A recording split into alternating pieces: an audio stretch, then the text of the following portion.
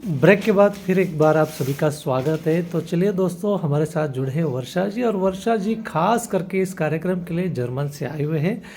तो सबसे पहले हम चाहेंगे कि आप अपना परिचय दें। नमस्कार, मैं वर्षा ठाकुर जर्मनी से आई हूँ, लेकिन हूँ भारतीय, इंडिया से ही हूँ और शादी बाहर हुई है, इसलिए वहाँ 17 साल से निवास कर है हमारा। द थिंग इज़ कि यहाँ पे आके माउंट आबू में आके मुझे बहुत अच्छा लग रहा है, और मैं इसी वजह से सोच रही थी कि यहाँ पे आप लोगों से भी मिलने का और मौका मिलने जाए बात करने का। तो I am very happy to be here. जी जी जी, हम चाहेंगे कि आप अपने प्रोफेशनल के बारे में बताएं।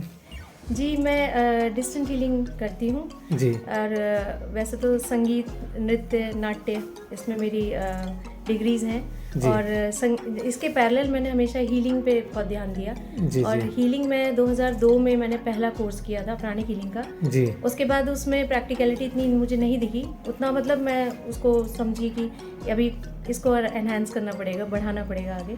तो फिर लकीली मैं बाहर भी चली गई, बाहर भी मैंने अलग विधाएँ सीखी और अपना ही एक सिस्टम बनाया जो कि ब्रह्मांडीय ऊर्जा का एक तरह से हम उसको यूज़ करके, जो इंसान जिसको कोई भी तकलीफ़ है उनके ऑरा में हम उसको डालते हैं ऊर्जा को, और जो ब्लॉकेजेस होते हैं उन्हें हटाते हैं। जी जी, तो उससे फिर चिकित्सा होती है।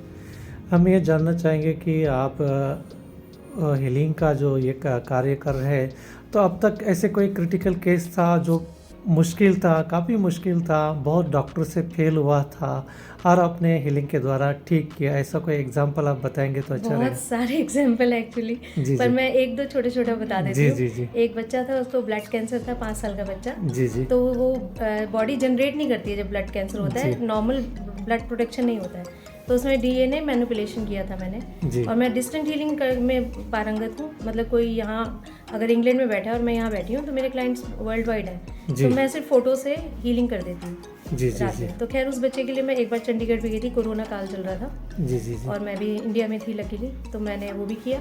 लेकिन वो ब्लड जनरेशन शुरू हो गया था। फिर उसका सेकंड एक बच्चा है, उसके 3 ब्रेन सर्जरी, वो तो रिसेंट अभी एक 6 महीने पुरानी कहानी है। तो उसको 3 ब्रेन सर्जरी हुई थी, तो वो यूरिन पास नहीं कर पाता था जी क्योंकि जी इसका न्यूरोलॉजिकल सिस्टम गड़बड़ा गया और ब्रेन में सिग्नल आ रहे हैं कि मुझे यूरिन पास करना है, लेकिन फंक्शनल नहीं हो पा रहा था। जी जी तो वो जब मेरे पास आए पॉडकास्ट देख के, तो करीब एक हफ्ते में 70% रिकवरी थी उस बच्चे की। तो उसकी मदर ने मेरे पॉडकास्ट पे लिखा भी है इस बारे में।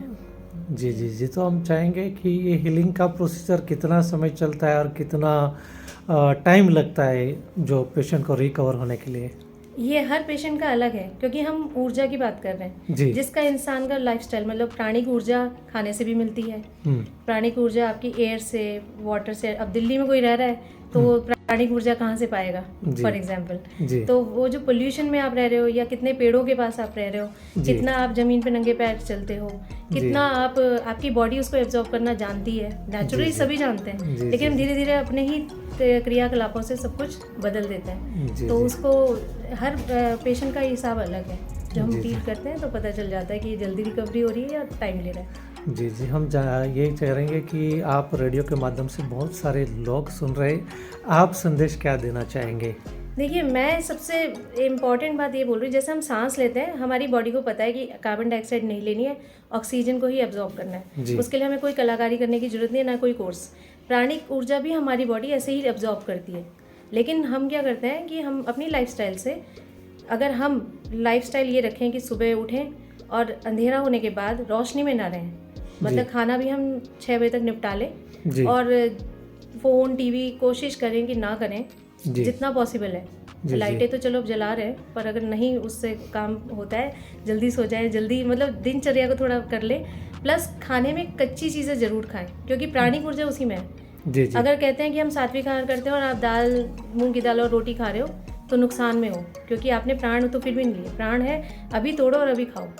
तो जी जितनी सब्जियां हैं, जितनी ताज़ी हैं, और जितना आप कच्चा खा सकते हो, तो कच्चे में आप सैलेड खा सकते हो, फ्रूट्स खा सकते हो, पत्ते खा सकते हो। मैं सुबह एक जूस लेती हूँ, और वो जूस जो है कि प्राणिक ऊर्जा मेडिटेशन, चलिए हाँ प्राणिक ऊर्जा ब्रीदिंग जी वो भी नहीं आती, तो प्राणिक फूड तो खा सकते हैं, लाइफस्टाइल जी तो कर सकते हैं। जी उसमें जी क्या है कि आप 5 पत्ते ले लीजिए सुबह पालक के, और आपका पालक का पत्ता, कड़ी पत्ता, बेल पत्र, पीपल का पत्ता, अमरूद का पत्ता, ये जी, 5 पत्ते लेके थोड़ा धनिया भी डाल लीजिए, अदरक डाल लीजिए, इसको पीस लीजिए, पीस जी। के इसे छान लीजिए। जी। छान के फिर जो उसका सत्व आया, उसमें आप एक पसंदीदा फ्रूट मिला लीजिए, शुगर है तो टमाटर मिला लीजिए और उसको फिर दोबारा पीस लीजिए, फिर उसको आप जूस की तरह पी लीजिए जी, निराहार, मतलब कुछ नहीं खाना है सुबह। तो वो आप लीजिए, वो प्राण ऊर्जा आपको पूरे दिन का मिल गया। जी, जी, और जी। बाकी आप सैलेड वैलेड हर खाने में कोशिश कीजिए कच्चा चीज़ें खाने की, तो जी, प्राण जी। ऊर्जा आपको मिलेगी जी, और जी, आप जी। रिवाइव रहेंगे। बहुत-बहुत धन्यवाद वर्षा जी कि इन्होंने मैसेज दिया कि प्राण ऊर्जा भी हमारे शरीर के लिए आवश्यक है और वो किससे मिलती है। जैसे कि उन्होंने कहा कि जो फल सब्ज़ी होती है वो कच्चा खाने में हमारी प्राणिक ऊर्जा मिलती है और जितना हो सके कच्चा खाएँ। तो पका हुआ उसमें एनर्जी कम हो जाती है। तो आपने बहुत सारी जानकारी दी। हमें लगता है कि हमारे श्रोता ये जानकारी लेकर वो भी इसको फॉलो करेंगे। आपका बहुत-बहुत धन्यवाद। शुक्रिया। ओम शांति। ओम शांति। बहुत बढ़िया।